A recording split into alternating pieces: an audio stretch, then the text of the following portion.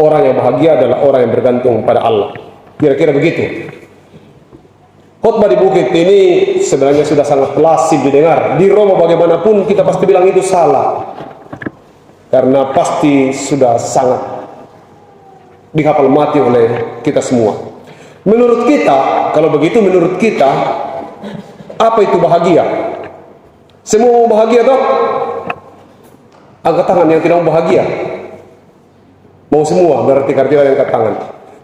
Apa itu bahagia? Ya silakan. Apa bahagia? Angkat tangan ini mau bahagia atau tidak bahagia?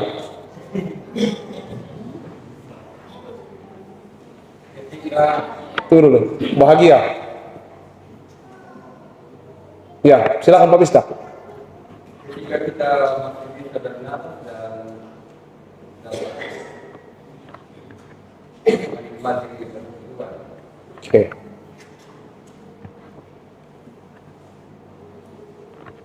Konsep tentang bahagia itu berbeda-beda pada diri semua orang. Tapi pastinya bahwa konsep bahagia dalam konsep umum itu adalah secara duniawi adalah pasti punya banyak, sehat, kaya, dan banyak lagi. Pokoknya semua bicara tentang milik, kepunyaan. Punya istri yang cantik, punya suami yang cantik, punya anak, punya cucu, punya. Yang tidak akan membuat bahagia adalah kalau tidak punya. Tapi semua konsep kebahagiaan manusia itu adalah konsep punya, ingin punya. Nah, itu kira-kira. Nah, kalau pertanyaan berikutnya, oke lah bahwa semua kita bahagia. Pertanyaan berikutnya adalah, seberapa pentingkah kebahagiaan orang lain untukmu? Ini yang belum kita pertanyakan dalam hidup kita. Kita mau bahagia, tapi pertanyaannya adalah, seberapa pentingkah kebahagiaan tetangga bagi kita? Seberapa pentingkah kebahagiaan orang lain itu bagi kita? Hampir tidak penting. Kita selalu mengukur bahwa kebahagiaan bagi kita itu adalah kebahagiaan diri sendiri. Bahkan ada kelompok orang yang tidak suka melihat kebahagiaan orang lain. Ada apa-apa sedikit tidak dapat orang lain yang bilang, oh iya begini dan begitu. Kan di cerita di sana orang beli kulkas dia yang dingin. Dan banyak lagi cerita. Tapi itu gambaran bahwa sebenarnya ada konsep yang salah dalam kehidupan manusia, sehingga sebenarnya dia sudah memiliki banyak, dia tidak akan pernah bahagia karena dia tidak senang melihat kebahagiaan orang lain. Terkadang sukacita itu berdampak, senyum itu berdampak. Kalau kita tersenyum ke satu orang, biasanya senyum itu akan mempengaruhi orang berikutnya. Tapi kalau kita dengan muka yang jutek itu tingkarisi, maka orang berikutnya akan melihat yang sama. Makanya di toko-toko besar itu, di swalayan atau di rumah sakit hebat itu, orang pelayannya itu luar biasa, dilatih dengan bahasa yang sudah paten. Misalnya di bank, kita datang dikatakan selamat pagi, ada yang bisa kami bantu, dan seterusnya. Dan orang yang masuk ke dalam itu nyaman. Para dokter dan para medis diajari itu menghilangkan ansietas, menghilangkan rasa cemas bagi pasien. Oh Bapak, tidak apa-apa, ada kemungkinan begini-begini, dan tidak ada dikatakan sabar mau apa, ini obat terakhir. Kalau minum ini tidak bisa ya. Iya. Sabar mungkin tidak ada harapan. Tidak ada. Selalu ada konsep yang diberikan tentang harapan bahwa besok akan sembuh. Kebahagiaan itu diceritakan dalam khotbah di bukit berbeda dari kebahagiaan yang ditawarkan oleh dunia. Bahagia itu berdampak. Coba kita tersenyum kepada orang di samping kita. Pasti orang di samping kita juga ikut tersenyum. Tapi kalau orang di samping kita sedikit cuek, maka dia akan cuek juga. Jadi apa yang kita lakukan itu akan berdampak kepada orang lain. Satu lilin itu bisa menyalakan 1000 lilin lainnya. tanpa dia tahu dan dia tidak pernah merasa bahwa cahayanya berkurang. Bahagia itu bukan apa yang kita belum punyai, tapi apa yang kita sudah punyai. Orang hanya mungkin bahagia kalau dia tahu bahwa dia mempunyai sesuatu. Manusia pada umumnya memandang kebahagiaan itu berhubungan dengan kesenangan hatinya. Manusia pada umumnya memandang kesenangan itu diukur terhadap segala yang dimilikinya. Nanti bahagia kalau senang, nanti bahagia kalau dia miliki ini dan itu. Bahagia dalam ukuran manusia benar, persoalan kebutuhan. Pak Pendeta, kita tidak mungkin bahagia kalau kebutuhan belum cukup. Seperti apakah kebutuhanmu itu? Sandang dan pangan, makan, minum, tempat tinggal, itu sudah kebutuhan sebenarnya. Cukup. Tetapi ada hal-hal lain yang tidak terpenuhi, dan biasanya hal-hal itulah yang membuat kita tidak bahagia. Orang bilang nanti kaya baru bahagia, dan itu realitas di dunia ini. Saudara, jangan tambahkan kekayaan untuk membuatmu bahagia. Apa yang bisa membuat tidak bahagia?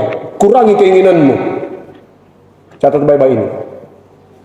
Jangan tambahkan satu kriteria untuk bahagia adalah kaya, tapi tambahkan satu hal ini, yaitu kurangi keinginanmu, maka engkau akan bahagia.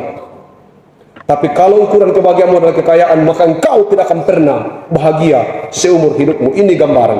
Pertama tadi kebutuhan. Kalau kebutuhan materi, sandang pangan, papan, cukup, sebenarnya cukup. Tetapi persoalan sosial lah yang memaksa kita harus sama dengan orang lain. Kita mengukur kebahagiaan bukan pada diri kita sendiri, tetapi pada orang lain. Oh bahagia ada semua nih.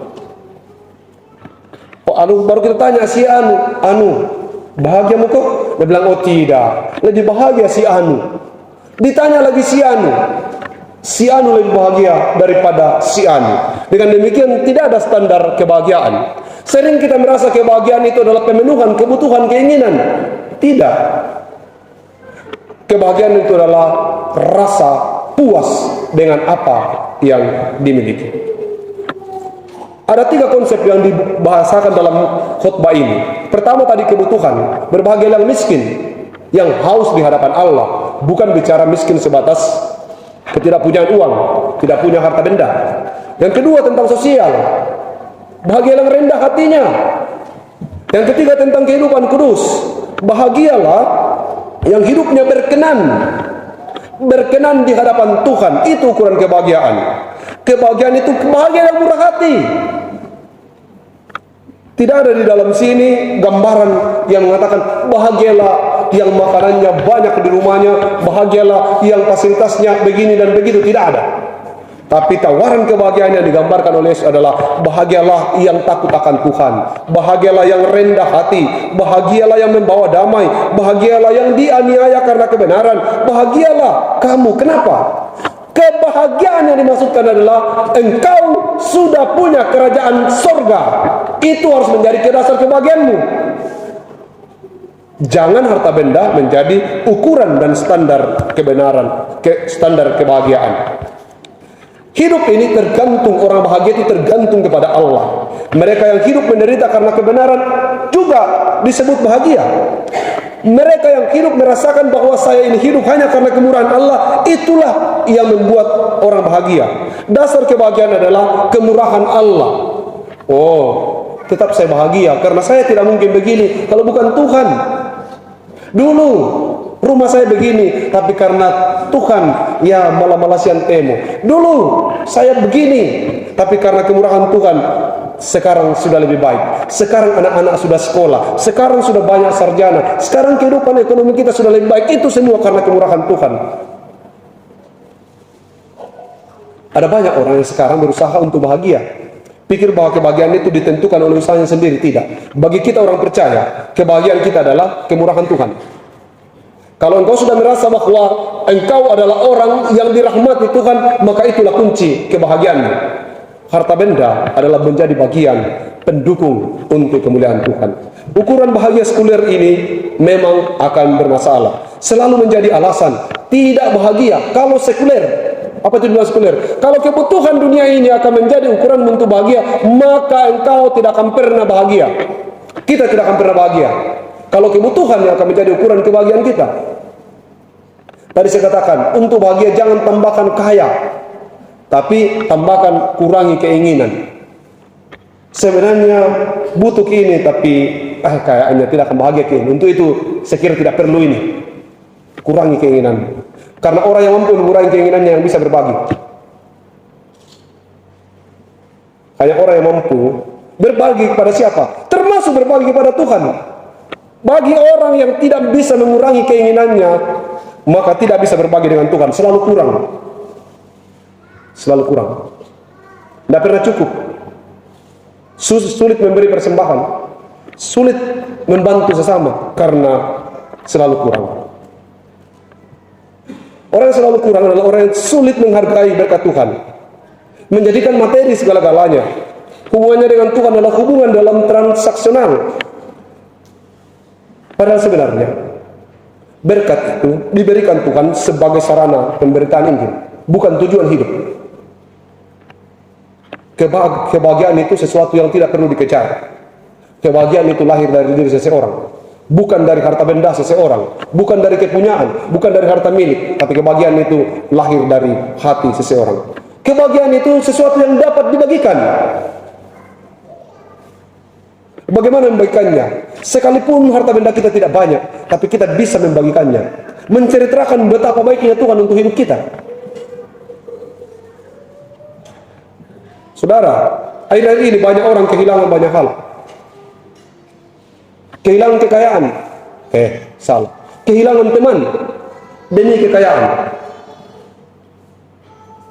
Persoalan batas tanah menjadi sengketa, akhirnya kita kehilangan teman. Persoalan sedikit dalam hal upah dan seterusnya, kita kehilangan teman. Persoalan naik jabatan dan seterusnya, kita kehilangan teman. Kita mengorbankan teman. Banyak memaksa keadaan sehingga kita kehilangan teman. Harta benda, kekayaan bisa buat kita kehilangan teman. Ada satu cerita. Ini cerita tentang kucing. Ini tidak ada dalam Alkitab, jangan dicari. Kucing itu bercerita dengan melihat anaknya bermain-main dengan ekornya. Lalu anaknya, kucing itu berkata, apa itu? Kau bikin itu? Sekali lagi ini tidak ada dalam Alkitab. Anaknya bilang, saya bahagia sekali, Om, kalau bisa kutangkap ini ekorku. Pokoknya senang sekali bisa kurasa kalau bisa kutangkap ini ekorku. Jadi setiap hari kucing itu hanya bermain dengan ekornya. Ekornya mau ditangkap ya pindah lagi dan seterusnya. Ya kita bisa lihat itu bagaimana kucing lama biasa sampai kok bisanya begitu. Ekornya sendiri tidak bisa ditangkap. Lalu kemudian dia berhasil menangkapnya dan katakan, aku sudah bahagia karena aku sudah bisa menangkap ekorku. Lalu kucing tua itu berkata begini, oh tidak, kalau engkau bahagia, lakukanlah apa yang kamu mau, maka ekormu akan mengikutimu. Kalau engkau mau baring ke kanan, maka ekormu akan baring ke kanan. Kalau engkau mau angkat ekormu, angkat pantatmu dan seterusnya, ekor akan mengikutimu kalau engkau melakukan apa yang engkau inginkan. Demikian kebahagiaan. Kebahagiaan akan mengikuti seseorang, dan seseorang tidak akan mungkin mengejar kebahagiaan. Satu kisah lagi.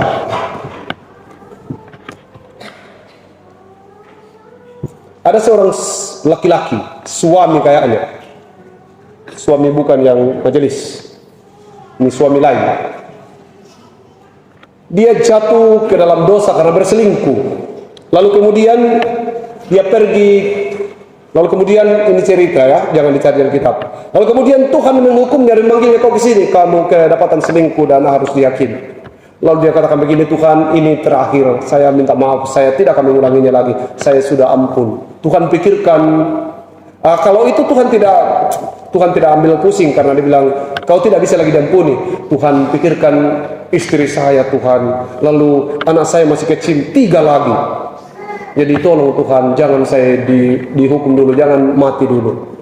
Tuhan dengan belas kasih, Tuhan kemudian pikirkan istri dan 3 anaknya, katakan oke, kamu dikasih kesempatan.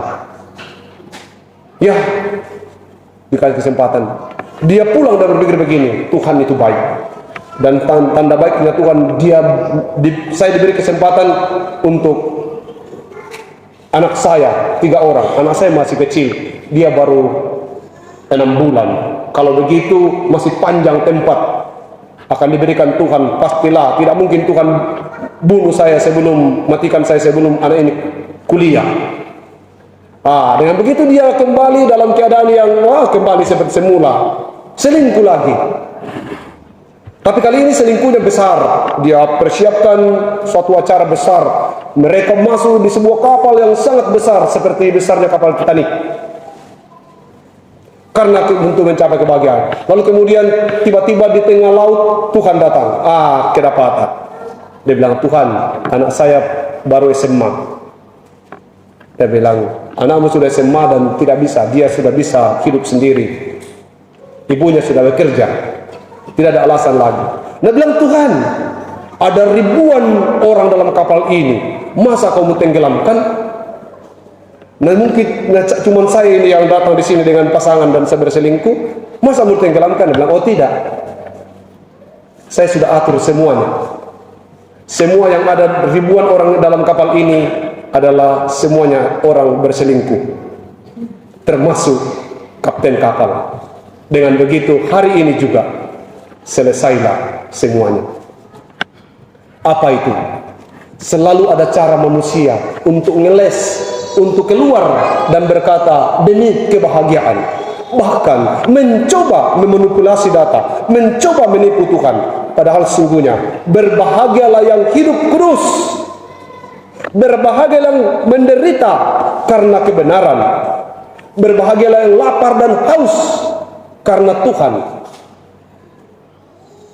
Berbeda dengan apa yang disampaikan di dunia. Kunci sukses itu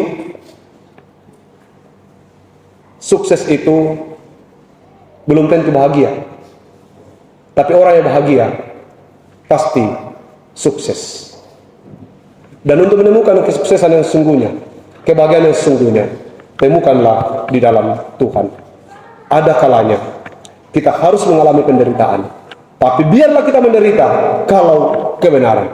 Tetaplah bertahan dalam hidup kudus, karena itulah satu-satunya harapan bagi saya dan saudara untuk menikmati kebahagiaan.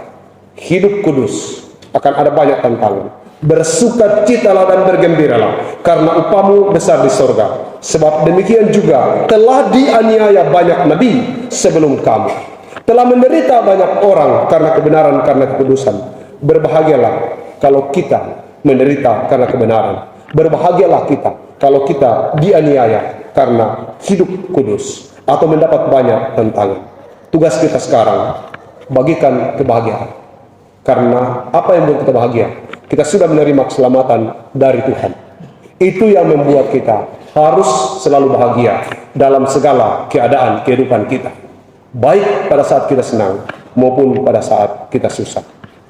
Belajarlah pada satu lilin yang mampu menyalakan ribuan lilin lainnya tanpa dia kekurangan cahaya. Mari kebahagiaan yang ada pada diri kita. Apa itu kebahagiaan yang ada pada diri kita?